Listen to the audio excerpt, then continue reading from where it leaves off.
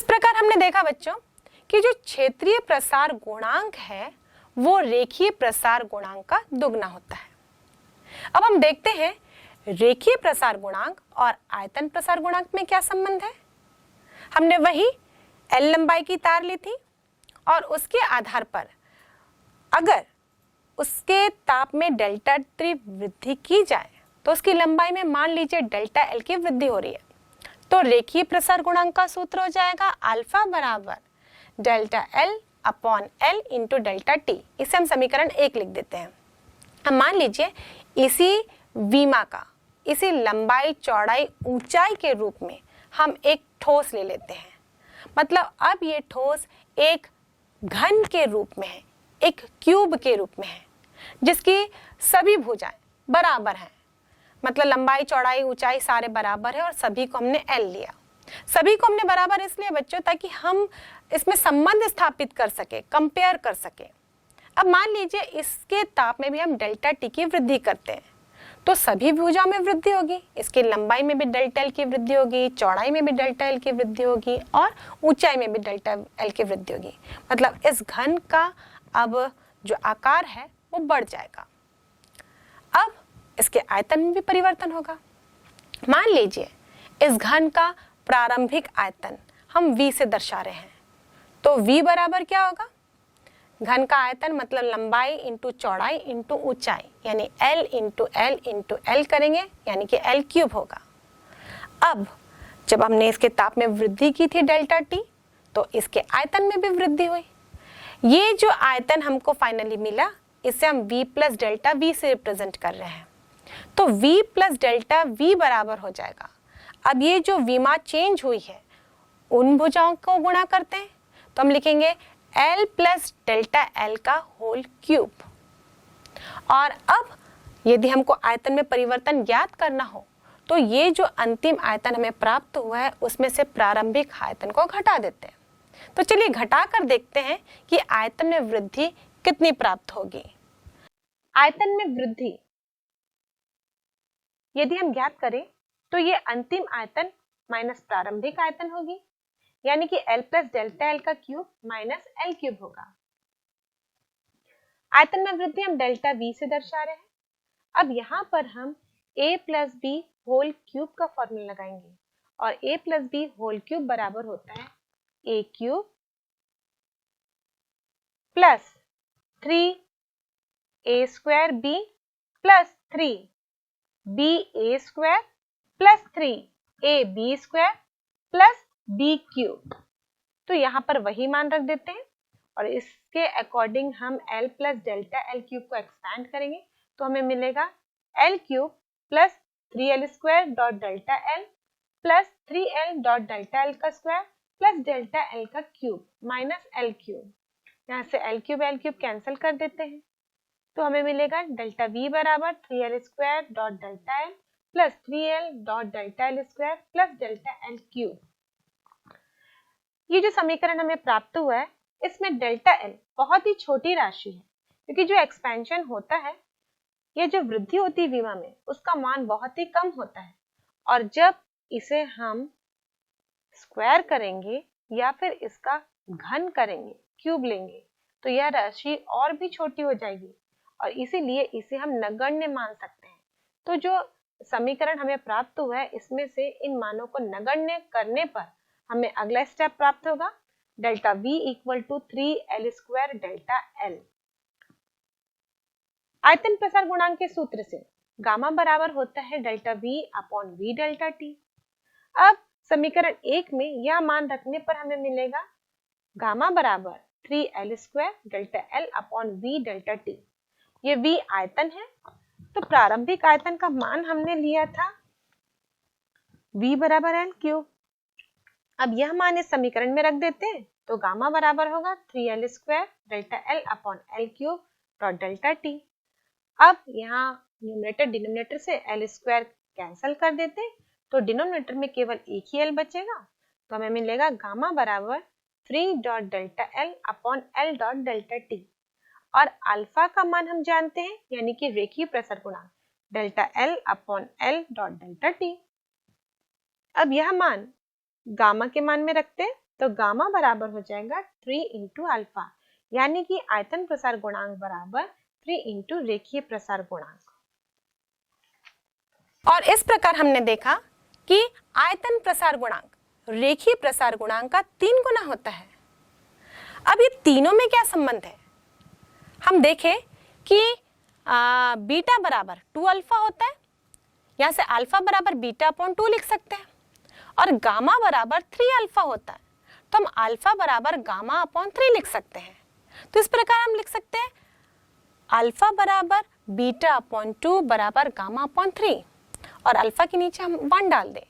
तो अब इन तीनों का अनुपात देखें तो alpha is to beta is to gamma बराबर होगा 1:2:3, और ये संबंध होता है रेखीय प्रसार गुणांक, क्षेत्रीय प्रसार गुणांक और आयतन प्रसार गुणांक में। वैसे भी ये स्पष्ट है, यदि हम रेखीय प्रसार गुणांक की बात कर रहे हैं तो यहाँ पर ठोस एक ही विमा में है, और जब हम क्षेत्रीय प्रसार गुणांक की बात कर रहे हैं तो यहाँ प्रसार दोनों विमाओं में है, तो नेचुरल है ये इससे डबल ही होगा, यानी अनुपात में हम देखें तो ये 1:2 होगा। और जब हम आयतन प्रसार गुणांक की बात करें तो इसकी तीनों विमाओं में प्रसार हो रहा है, तो इसे जब हम रेखीय प्रसार गुणांक से कंपेयर करें तो ये 3 होगा, और इसीलिए इन तीनों का संबंध 1:2:3 का होता है। अब बच्चों हम एक अगले कॉन्सेप्ट के बारे में चर्चा करते हैं, जिसे हम तापीय प्रतिबल के नाम से जानते हैं। जैसा कि हमने आगे समझा था कि हम किसी वस्तु में यदि ऊष्मा देते हैं, उसके ताप में वृद्धि करते हैं, तो उसमें प्रसार होता है। तो नेचुरल सी बात है, जब ताप में कमी करेंगे तो इसमें संकुचन होगा, संपीड़न भी होगा। मान लीजिए हम यहाँ पर एक तार लेते हैं और इस तार को हम 2 क्लैंप के बीच में फंसा देते हैं। इस प्रकार ये तार 2 क्लैंप के बीच में फंसी है। मान लीजिए इसकी प्रारंभिक लंबाई हम L ले रहे हैं, और इसके जो अनुप्रस्थ काट का क्षेत्रफल है उसे हम A लेते हैं। अब जैसे जैसे इस तार के ताप में हम कमी करेंगे तो क्या होगा, इसकी लंबाई में भी कमी आ जाएगी, और ये तार सिकुड़ने का प्रयास करेगा। अब जैसे जैसे ये तार सिकुड़ेगा, इस तार में तनाव उत्पन्न होगा, और ये दोनों क्लैंप को अपनी ओर खींचेगा, यानी कि इस दोनों क्लैंप में एक बल आरोपित होगा। और ये बल क्यों आरोपित हो रहा है, क्या कारण है?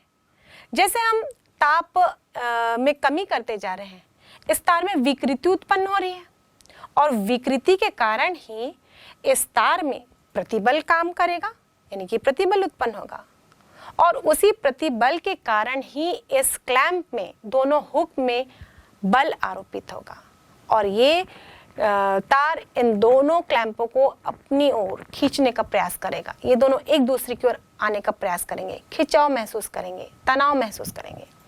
अब ये कितना होगा, इसी को हमको कैलकुलेट करना है। तो हम जानते हैं कि ये तार लंबाई के रूप में है, तार के रूप में है, तो यहाँ पर रेखीय प्रसार गुणांक इस्तेमाल किया जाएगा।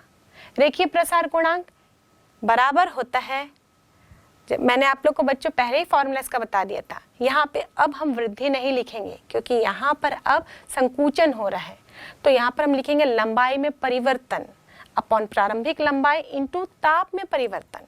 एक्चुअली ये परिवर्तन कमी है, लेकिन यहाँ पर परिवर्तन शब्द लिखना इनफ होता है, काफी होता है। इस प्रकार हमने अल्फा का फॉर्मूला लिख दिया।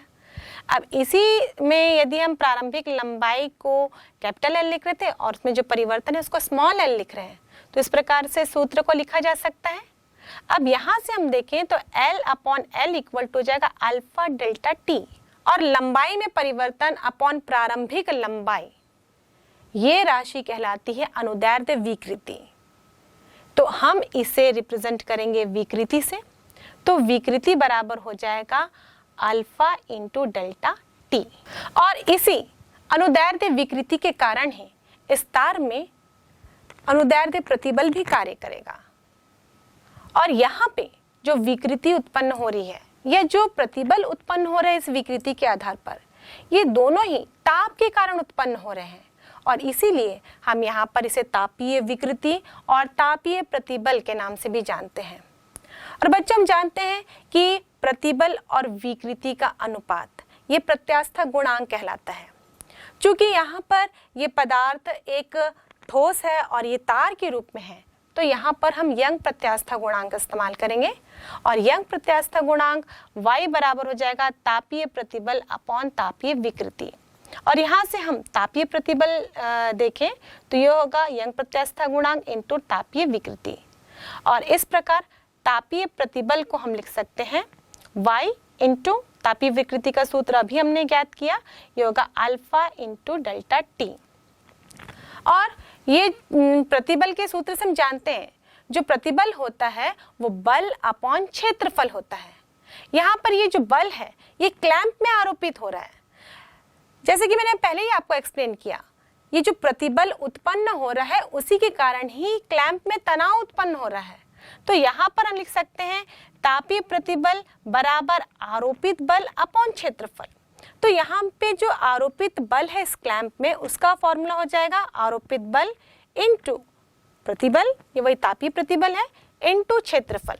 और तापीय प्रतिबल हमने कैलकुलेट किया y अल्फा डेल्टा टी और क्षेत्रफल हमने अनुप्रस्थ काट का लिया था a।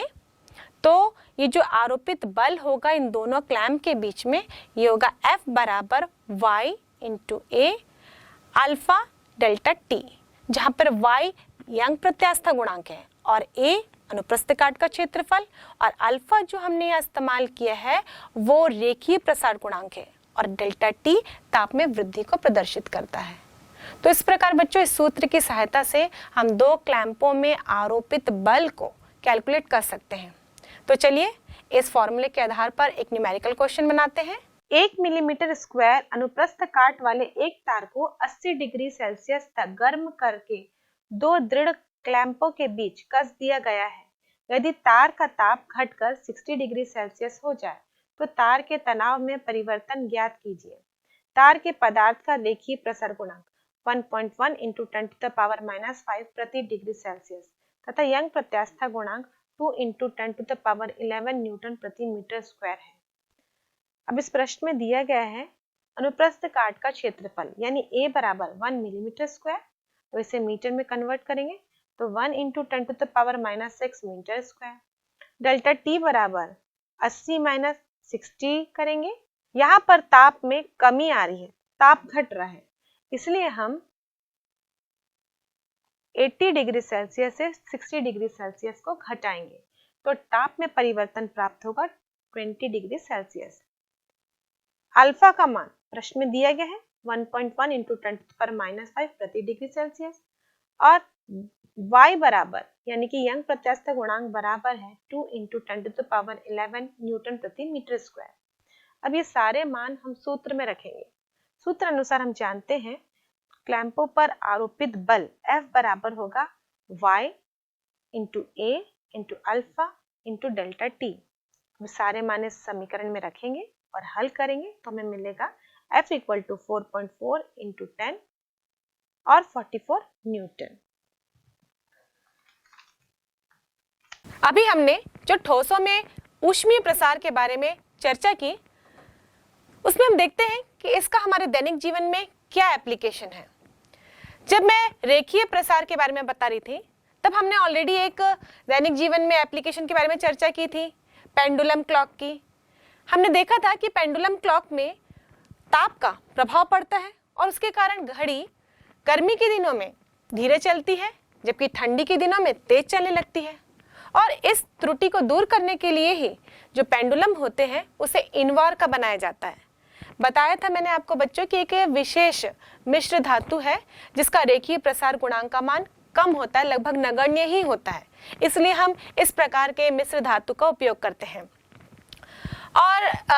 और इसके एप्लीकेशन यदि हम देखें तो आपने देखा होगा बच्चों जो रेल लाइंस बिछाए जाते हैं, रेल की पटरियां, इनके बीच में कुछ गैप रहता है। आपने शायद इसे नोटिस भी किया होगा। इन पटरियों को हम एक साथ बिल्कुल लगातार क्यों नहीं रखते, इनके बीच में गैप क्यों छोड़ देते हैं? क्योंकि ये रेल की पटरियां भी धातु की बनी होती है और जब ये गर्म होंगे, जब तेज धूप होगी या ग्रीष्म ऋतु होगी, गर्मी का दिन होगा, तो इसमें ऊष्मीय प्रसार हो जाएगा। अब मान लीजिए इनके बीच में यदि गैप नहीं छोड़ा गया तो ये आपस में फैलने के बाद टकराने लगेंगे और टकराते हुए एक दूसरे के ऊपर धक्का लगाएंगे, बल लगाएंगे और ये मुड़ जाएंगे, ये आड़ी टेढ़ी हो जाएंगी। आपने कभी देखा भी होगा बच्चों कि इस प्रकार की पटरियां भी नजर आती हैं, और जब इन पटरियों में ट्रेन चलती है तो बैठे वाले व्यक्ति को बहुत ज्यादा जर्क लगता है, झटके का अनुभव होता है। वो इन्हीं आड़ी तिरछी पटरियों के कारण ही होता है। इसीलिए इन पटरियों के बीच में गैप छोड़ा जाता है ताकि अगर इनमें ऊष्मीय प्रसार हो तो इन्हें पर्याप्त जगह मिल जाए प्रसार के लिए और ये अपने पोजीशन में बने रहें। साथ ही बच्चों, आपने पुल के निर्माण के समय भी देखा होगा, उसमें जो गर्डर लगाया जाता है ये भी तो लोहे का होता है। अब इन गर्डर्स को एक दूसरे से कस के नहीं रखते, बल्कि इनके बीच में भी गैप छोड़ देते हैं। इन्हें पिलरों के बीच ऊपर रख दिया जाता है, ना कि इन्हें आपस में कसा जाता है। ऐसा इसलिए किया जाता है क्योंकि कारण वही है, गर्मी के दिनों में जब ताप बढ़ जाए उस कंडीशन में हम जानते हैं कि इसमें ऊष्मीय प्रसार होगा और ये आपस में पहले से कसे हुए रहेंगे, तो जब ऊष्मीय प्रसार होगा तो इन्हें जगह नहीं मिलेगी और ये एक दूसरे के ऊपर प्रेशर डालेंगे, जिनके कारण इसमें खुद में तनाव होगा और उसकी क्षति पुल को पहुंचेगी। और इसीलिए ही गर्डर के बीच में भी हम गैप छोड़ देते हैं। बच्चों, आपने गाड़ी के पहिए में लोहे की रिम चढ़ाते हुए देखा है? ये जो लोहे की रिम होती है वो एग्जैक्टली पहिए के साइज की होती है। जितने पहिए की त्रिज्या होती है, इसके लोहे की रिम भी उतनी त्रिज्या की होती है। अब जब दोनों बराबर त्रिज्या के होंगे तो क्या ये लोहे की रिम उस पहिए पर चढ़ पाएगी? ये तो मुश्किल है, दोनों आपस में टकराएंगे। या कभी कभी तो ये लोहे की जो रिम होती है वो पहिए की त्रिज्या से भी कम होती है, मतलब छोटी होती है। फिर उसको जब चढ़ाया जाता है पहिए पर तो वो कैसे उसके ऊपर चढ़ जाती है। इस चीज को आप नोटिस करिएगा बच्चों, यदि आपको कभी देखने का मौका मिले तो हम उस लोहे की रिम को पहले गर्म कर देते हैं। गर्म करेंगे तब क्या होगा? उसमें ऊष्मीय प्रसार हो जाएगा, वो लोहे का रिम थोड़ा सा फैल जाएगा। अब जब उस लोहे की रिम को पहिए के ऊपर रखेंगे तो पर्याप्त जगह रहेगी, लोहे का रिम अपनी जगह आराम से बना लेगा। उसके बाद उसे ठंडा कर दिया जाता है। जब ठंडा किया जाता है, यानी कि जब रूम ताप में आता है नॉर्मल टेम्परेचर पर, तो वो अपने साइज का हो जाता है जितना कि उसको हमने पहले लिया था। यानी कि अब वो या तो पहिए के एकदम एग्जैक्ट बराबर हो जाएगा या फिर उससे छोटा होने का प्रयास करेगा। जब ऐसा करेगा तो वो उस पहिए पर बिल्कुल फिक्स होके आसानी से बैठ जाएगा। यदि हम बड़ा रिम लेते तो वो और उसमें जगह घेरता और यूं कहे तो उसको बैठाने के बाद सडनली वो टेढ़ा मेढ़ा होना ही था। लेकिन यहाँ पर हम देख रहे हैं कि वो टेढ़ा मेढ़ा नहीं होगा, बल्कि वो उस पर आराम से फिक्स होके उस पहिए के ऊपर बैठ जाता है। ऐसे ही बच्चों, आपने टेलीफोन वायर्स को भी देखा होगा। जब टेलीफोन लाइंस को हम दो खंभों के बीच में खींचते हैं तो इन्हें ढीला छोड़ा जाता है। हम उसके बराबर कस कर क्यों नहीं खींचते? क्योंकि हम जानते हैं कि ताप के साथ साथ प्रसार होता है, लेकिन जब ताप में कमी आएगी तो संपीड़न भी होगा, संकुचन भी होगा। यदि टेलीफोन लाइन को हम एग्जैक्टली खंभों के दूरी के बराबर का ही रखें तो ठंड के दिनों में क्या होगा? ताप कम होने पर इन तारों में संकुचन होने लगेगा और संकुचन की वजह से ये खंभों में तनाव उत्पन्न करेंगे। क्योंकि अभी हमने देखा था कि जब तार को दो क्लैंपों के बीच में हम फिक्स करते हैं और उससे उसके ताप को कम करते जाते हैं तो इस क्लैंप में तनाव उत्पन्न होता है। तो सेम ऐसे ही यहाँ पर भी खंभों के बीच में भी तनाव उत्पन्न होगा और इसके कारण तार के टूटने के चांसेस बन जाते हैं। इसलिए इन टेलीफोन वायर्स को हम ढीला छोड़ते हैं। ऐसे ही बच्चों, यदि बॉटल की डॉट को निकालना हो, उसमें डॉट फंस गई है, बिल्कुल फिक्स हो गई है, उसे हमें निकालना हो तो हम क्या करेंगे? जो बॉटल की नेक होती है, उसकी गर्दन, उसको हम थोड़ा सा गर्म कर देते हैं। जैसे हम गर्म करेंगे तो इस कांच में ऊष्मीय प्रसार हो जाएगा और उसी ऊष्मीय प्रसार के कारण हम देखेंगे उसमें थोड़ी सी जगह बन जाएगी और ये डॉट आसानी से बॉटल से बाहर निकल जाएगा। तो इस प्रकार बच्चों, हम अपने दैनिक जीवन में अपने आसपास ही देखें तो जो ताप का पदार्थ पर प्रभाव पड़ रहा है उसको अप्लाई कर सकते हैं। मैं तो बच्चों अपने किचन में भी खाना बनाते हुए भी इस ताप के प्रभाव को ठोस में उसे भी अप्लाई कर लेती हूँ। आपने देखा होगा बच्चों, हम कुकर का इस्तेमाल करते हैं दाल पकाने के लिए और उसमें एक रबर लगी होती है और जब ये रबर पुरानी हो जाती है तो इसकी इलास्टिसिटी कम हो जाती है और ये रबर फैल जाती है। अब जब इसमें खाना बनाया जाता है तो जो गैस होती है लीक होने लगती है, क्योंकि रबर जो है वो पैक करके रखता है ताकि गैस वहाँ से लीक ना हो। अब गैस जब लीक होने लगेगी तो प्रॉपर प्रेशर नहीं बन पाएगा, कुकर सीटी नहीं देगा, और सीटी नहीं देगा तो आपको पता ही नहीं चलेगा आपका खाना पका है या नहीं, और धीरे धीरे आपकी दाल भी जल जाएगी। अब वो सीटी नहीं दे रही है, गैस उसमें से लीक हो रही है, तो क्या किया जाना चाहिए? मैं तो गैस बंद करती हूँ, भाप को ठंडा होने देती हूँ और उसके बाद कुकर के ढक्कन को निकालकर उसे सीधे पानी में डाल देती हूँ, और उसके बाद जब कुकर में वापस ढक्कन लगा के गैस में चढ़ाती हूँ तो कुकर सीटी देने लगता है। अब बताइए यहाँ पर क्या हुआ होगा? जो गैस्केट थी वो फैल चुकी थी और इसी के कारण गैस लीक हो रहा था। अब उस गैस्केट को मुझे ठंडा करना है प्रेशर बनाने के लिए, तो उसे मैंने पानी में डुबा दिया। अब पानी में डुबाने से उसमें संकुचन हो गया, और जब संकुचन हुआ तो एग्जैक्टली कुकर के ढक्कन के ऊपर फिक्स बैठ गई, और उसके बाद जब मैंने ढक्कन लगाया कुकर का तो अब उसमें से गैस लीक नहीं होता और पर्याप्त प्रेशर बन जाता है, जिससे कि कुकर में सीटी आ जाती है। तो इस प्रकार बच्चों हम अपने आसपास में जो भी चीज़ें देख रहे हैं, जो अध्ययन कर रहे हैं, हम थ्योरी से प्राप्त कर रहे हैं, उन चीज़ों को अप्लाई कर सकते हैं। और इस प्रकार जब आप फिजिक्स से जुड़े कॉन्सेप्ट को अपने डेली लाइफ में अप्लाई करेंगे तो ये आपको और भी ज़्यादा इंटरेस्टिंग लगने लगेगी। और वैसा भी होना ही चाहिए। जो चीज़ आप थ्योरी में पढ़ रहे हो उसको यदि आप डेली लाइफ में अप्लाई नहीं करते हो तो उसका कोई भी यूज़ नहीं होता है। हम कुछ गिने चुने एग्जाम्पल्स बुक में दिए रहते हैं, उन्हीं को याद कर लेते हैं, और जब उदाहरण लिखने की बारी आती है तो केवल उन्हीं उदाहरणों को लिखते हैं। तो बच्चों, ज़रूरी नहीं है कि आप उन्हीं एग्जाम्पल्स को लिखें, आपके दिमाग में और बहुत सारे उदाहरण हो सकते हैं। कभी आप आसपास की चीज़ों को देख रहे हैं तो वो भी उदाहरणों के रूप में लिखे जाने चाहिए। और आप अगर ऐसा कुछ देखते भी हैं, आपको लग रहा है, आप कंफर्म नहीं हैं, तो आप आपस में चर्चा करिए अपने दोस्तों से और साथ ही अपने टीचर से, ताकि आपको सही कॉन्सेप्ट का पता चल सके और आप उसके पीछे जुड़े हुए सही कॉन्सेप्ट का पता लगा सकें। जैसा बच्चों हमने ठोस में प्रसार के बारे में पढ़ा, जब हम ठोस में ताप में वृद्धि कर रहे थे तो उसमें प्रसार हो रहा था।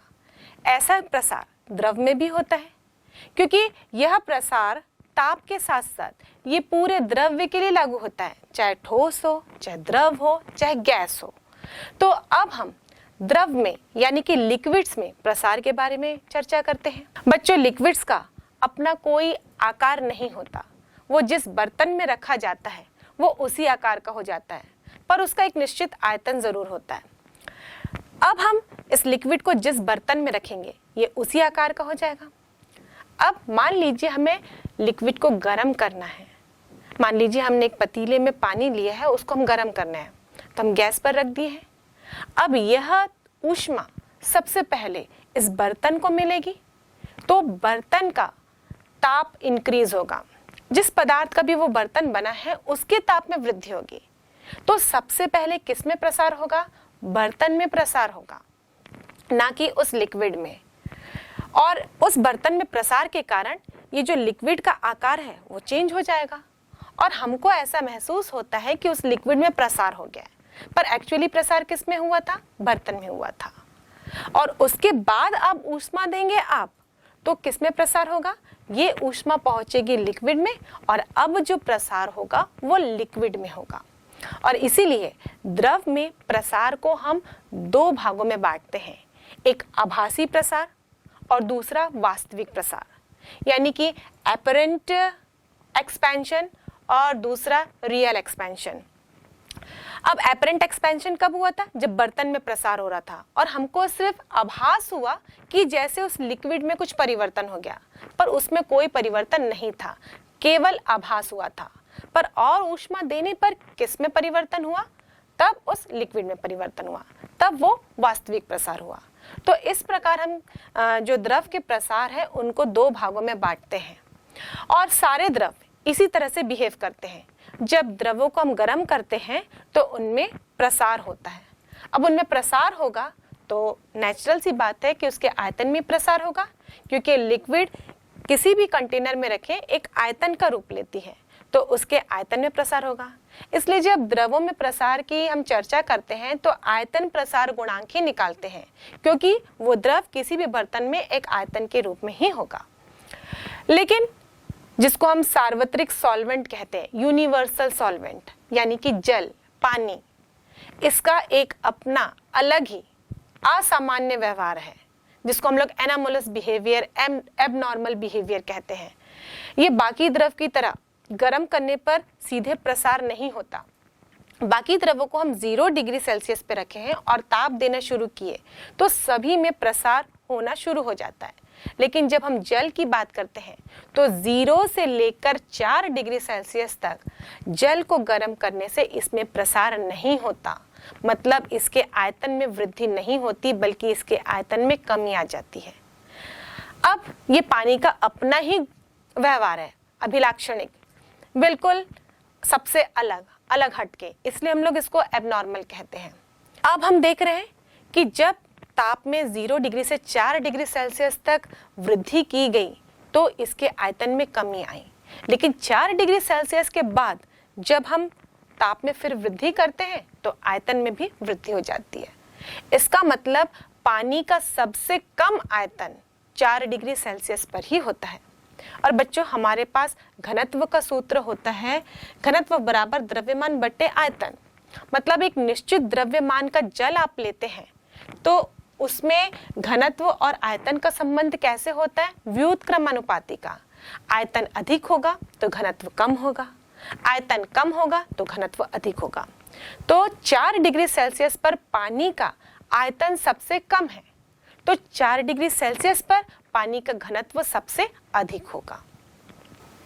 और पानी का यह गुण ही ठंडी के दिनों में, जाड़े के दिनों में ठंड प्रदेश में जलीय जीव जंतु को पानी के भीतर सुरक्षित रखता है। बच्चों, आप सोचते होंगे कि ठंडे प्रदेशों में, जाड़े के दिनों में हम देखते हैं कि चारों तरफ बर्फ जमी रहती है, तापमान तो माइनस में चला जाता है, 0 डिग्री सेल्सियस से भी नीचे रहता है। इसका मतलब सारा पानी बर्फ के रूप में कन्वर्ट हो जाता है। वैसे दिखता भी वैसे ही है, आप ठंडे प्रदेशों में जाएंगे तो चारों तरफ हमको बर्फ ही बर्फ नजर आती है, तो हमको ऐसा लगता है कि वो नदी तालाब जो भी होंगे वो सारे बर्फ से ढक चुके हैं, यानी पूरी नीचे की परत तक बर्फ जमी है और वहाँ पे जो भी जलीय जीव जंतु होंगे, पौधे होंगे, वो सारे मर चुके होंगे। लेकिन बाद में हम देखते हैं ग्रीष्म ऋतु आती है, थोड़ी बर्फ पिघलती है, पानी बनता है जब झीलों और तालाबों में, तो हम देखते हैं कि वो जलीय जीव जंतु सुरक्षित रहते हैं। तो जलीय जीव जंतु क्या बर्फ में सुरक्षित रहते हैं? ऐसा नहीं।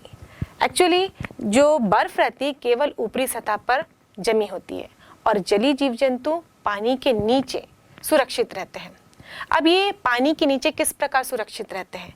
यहाँ पर ये जल का एनामोलस बिहेवियर ही काम आता है। मान लीजिए कि हम किसी झील या तालाब की बात कर रहे हैं। अब ठंड शुरू हो गई, तापमान गिरना शुरू हुआ। तापमान जैसे गिरते गिरते 4 डिग्री सेल्सियस पर पहुंचा, वहां पर हम देखेंगे कि जो पानी की ऊपरी सतह है उसका ताप 4 डिग्री सेल्सियस पर पहुंच जाएगा और पानी कुचालक होता है, मतलब आसानी से इसमें ऊष्मा का चालन नहीं होता। इसलिए हम देखते हैं कि नीचे की जो जल रहती है, पानी रहती है सतह पर, वो उसका तापमान अधिक रहेगा ऊपर की सतह की तुलना में। ऊपर की सतह का ताप कितना है? 4 डिग्री सेल्सियस। अब जो ऊपर की सतह में जल है उसका घनत्व सबसे अधिक हो जाएगा। अब घनत्व अधिक होने से वो भारी हो जाता है और कम घनत्व वाले पानी में डूब जाता है। बच्चों, हम जानते हैं कि यदि हम 2 अलग अलग घनत्व वाली वस्तुओं को लें, एक द्रव लें, एक ठोस लें, तो ये डूब क्यों जाता है? जैसे कि हम देखते हैं कि लोहा पानी में डूबता है। क्यों डूब जाता है? क्योंकि लोहे का घनत्व अधिक होता है जल की तुलना में। ऐसे ही किसी भी वस्तु को अगर हम कंपेयर करें, उसका घनत्व यदि अधिक होगा किसी भी द्रव की तुलना में तो वो डूब जाता है और कम होगा तो वो तैरता है।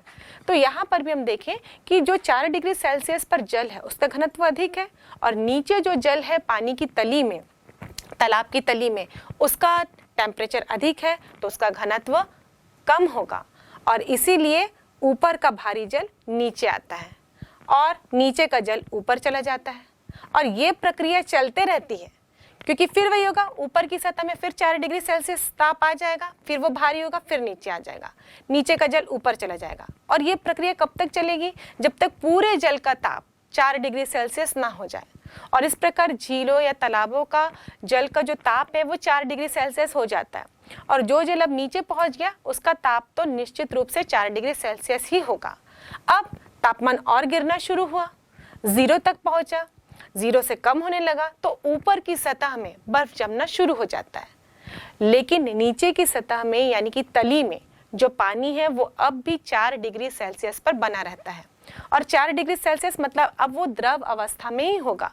तो जितने भी जलीय जीव जंतु होते हैं वो पानी की तली में आ जाते हैं, मतलब जो सारे जीव जंतु होंगे वो उस तालाब और झील की तली में ही पाए जाते हैं। तो इस प्रकार हम देख सकते हैं कि ठंडे प्रदेशों में ठंड के दिनों में जब पूरी बर्फ जमना शुरू हो जाती है या ऊपर की सतह पूरी बर्फ से ढक जाती है तो सारे जलीय जीव जंतु उस झील या तालाब की तली में जो 4 डिग्री सेल्सियस पर द्रव रूप में पानी मौजूद है उसमें वो सुरक्षित रहते हैं।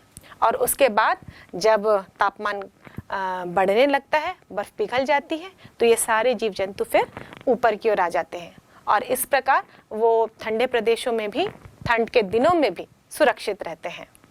तो इस उदाहरण से बच्चों हमने ये भी जाना कि ताप का प्रभाव घनत्व में भी पड़ता है। जैसे कि हम देख रहे थे कि जब हम ताप बढ़ाते हैं तो ऊष्मीय प्रसार होता है। अब ऊष्मीय प्रसार हो रहा है, इसका मतलब आयतन में वृद्धि हो रही है, और आयतन और घनत्व में संबंध हम देख ही चुके हैं। अगर द्रव्यमान कांस्टेंट हो, आयतन बढ़ाने से घनत्व कम होता है और आयतन घटाने से घनत्व बढ़ता है। इसका मतलब जब ताप में वृद्धि की जाती है तो प्रसार के साथ साथ उसके घनत्व में भी प्रभाव पड़ता है। तो ताप का घनत्व के साथ क्या संबंध है? चलिए इसे हम डिराइव करते हैं और एक सूत्र तैयार करते हैं जिसमें हम देखेंगे कि घनत्व का ताप के साथ क्या संबंध है। मान लीजिए हमने एक पदार्थ लिया है, 0 डिग्री सेल्सियस पर उसका आयतन V0 ले रहे हैं और उसके घनत्व को हम D0 से रिप्रेजेंट कर रहे हैं। घनत्व को हम इंग्लिश में डेंसिटी कहते हैं, इसलिए इसको दर्शाने के लिए हम स्मॉल लेटर D का इस्तेमाल करते हैं। बच्चों किसी बुक में एक स्पेशल चिन्ह रो का भी इस्तेमाल किया जाता है, तो चिन्ह जो भी आप इस्तेमाल कर रहे हैं आप ध्यान में रखिएगा कि वो आप घनत्व के लिए यूज कर रहे हैं। मान लीजिए T डिग्री सेल्सियस पर पदार्थ का आयतन V है और उसका घनत्व D है। अब जब हम ताप दे रहे हैं, ताप में वृद्धि कर रहे हैं, तो उसके आयतन में परिवर्तन हो रहा है, लेकिन पदार्थ का जो द्रव्यमान है वो तो निश्चित ही रहेगा। इसीलिए यदि हम सूत्र से देखें तो घनत्व बराबर द्रव्यमान अपॉन आयतन होता है, तो द्रव्यमान बराबर होगा घनत्व इंटू आयतन। इसलिए जब घनत्व और आयतन को गुणा करेंगे तो जो राशि मिल रही है यानी कि द्रव्यमान, वो दोनों स्थिति के लिए सेम रहेगा। मान लीजिए उस पदार्थ का द्रव्यमान m है, तो हम लिखेंगे m बराबर V0 इंटू D0 और साथ ही m बराबर V इंटू D होगा। घनत्व और आयतन में चेंज होगा, एक बढ़ेगा दूसरा घटेगा, जो भी उसमें चेंजेस आ रहा है, लेकिन जो द्रव्यमान है वो नियत ही रहेगा। और इस आधार पर हम देखें तो m बराबर V0 D0 बराबर VD होगा, और इसे हम इस प्रकार लिख सकते हैं D upon D0 equal to V0 upon V। और इससे पहले हमने आयतन का ताप में वृद्धि के साथ संबंध देखा था, और ये था V equal to V0 bracket के अंदर 1 plus gamma into delta T, जहाँ गामा आयतन प्रसार गुणांक था। यहाँ पर हम इसी सूत्र को यूज करेंगे ए V के स्थान पर, जो कि T डिग्री सेल्सियस पर आयतन को रिप्रेजेंट कर रहा है। इससे रिप्लेस कर देते हैं तो हमें फॉर्मूला मिलेगा D upon D0 equal to V0 upon V0 bracket के अंदर 1 plus gamma into delta T. यहाँ से V0 कैंसिल हो जाएगा, तो D upon D0 equal to होगा 1 upon 1 plus gamma into delta T. और यहाँ से D को हम देखें तो D बराबर होगा D0 upon 1 plus gamma delta T. यहाँ पर हम सिंपल मैथमेटिकल कैलकुलेशन कर रहे हैं ताकि हम एक निश्चित फॉर्मूले तक पहुँच सकें। अब ये नीचे डिनोमिनेटर में 1 प्लस गामा डेल्टा टी है, इसको यदि न्यूमरेटर में ले जाना हो तो पावर में -1 कर देंगे, तो ये हो जाएगा D equal to D0 bracket के अंदर 1 plus gamma delta T power में -1 आएगा। अब यहाँ पर आप देखेंगे बच्चों, इसमें दो पद हैं, तो यहाँ पर हम लोग बाइनोमियल थ्योरम यूज करेंगे, द्विपद का प्रमेय, और उसके अनुसार यहाँ पर हम एक्सपेंशन करेंगे। बच्चों इसमें एक फॉर्मूला होता है जिसके आधार पर एक्सपेंशन किया जाता है। यदि 1 प्लस एक्स पावर n हो तो हमको इस सूत्र से एक्सपैंड करते हैं। अब यहाँ पर भी हम वही सूत्र लगाएंगे, यहाँ पर पावर में -1 है। अब आगे के टर्म्स में हम देखें तो यहाँ पर सेकेंड टर्म के पावर में आप देख रहे हैं 2 हो जाएगा, फिर आगे और 3 होगा, फिर 4 होगा, और इस प्रकार यहाँ इस पर्टिकुलर फॉर्मूले में बात करें तो डेल्टा टी ये बहुत ही छोटी राशि है। अब इसका स्क्वायर करेंगे तो ये और कम हो जाएगा, फिर हम इसका क्यूब करेंगे तो ये और छोटी राशि मिलेगी, और जब बहुत छोटी राशि मिलेगी तो हम उसको 1 की तुलना में नगण्य मानेंगे, या फिर यूँ के जो पहला टर्म मिलेगा उसकी तुलना में नगण्य मानेंगे। इसलिए हालांकि इस एक्सपेंशन में बहुत सारे टर्म्स आएंगे, n टर्म्स आएंगे, लेकिन हम यहाँ पर केवल पहले के ही 2 टर्म रखेंगे। वैसे यहाँ पावर में -1 ही था। आप जब इस प्रकार के कोई भी बाइनोमियल एक्सपेंशन के फॉर्मूले को देखेंगे, जैसे आगे भी हम क्लास 11th में फिजिक्स में और बहुत सारे डेरिवेशन है जहाँ पे इस प्रकार एक्सपेंशन को यूज़ करते हैं, तो हम केवल 2 ही टर्म तब रखते हैं जब आगे के टर्म बहुत ही छोटे हों और जिसको हम नगण्य कर सकते हैं। अब देखिए यहाँ पे जब एक्सपैंड करेंगे तो पहला टर्म तो 1 आएगा, जो सेकेंड टर्म लिखेंगे उसमें जो भी पावर रहता है उसको इनटू करते हैं। तो यहाँ पर पावर में -1 है तो -1 से सेकेंड टर्म को इनटू करेंगे तो ये हो जाएगा 1 माइनस गामा डेल्टा टी। तो इस प्रकार D बराबर हमें मिलेगा D0 ब्रैकेट के अंदर 1 माइनस गामा टी, और ये सूत्र घनत्व और ताप के बीच में संबंध को दर्शाता है। हम देख रहे हैं कि अगर डेल्टा टी ताप में वृद्धि की जाए तो उसके घनत्व में परिवर्तन इस सूत्र के द्वारा दर्शाया जाएगा, और इससे स्पष्ट है कि जब ताप को बढ़ाया जाता है तो घनत्व घटने लगता है।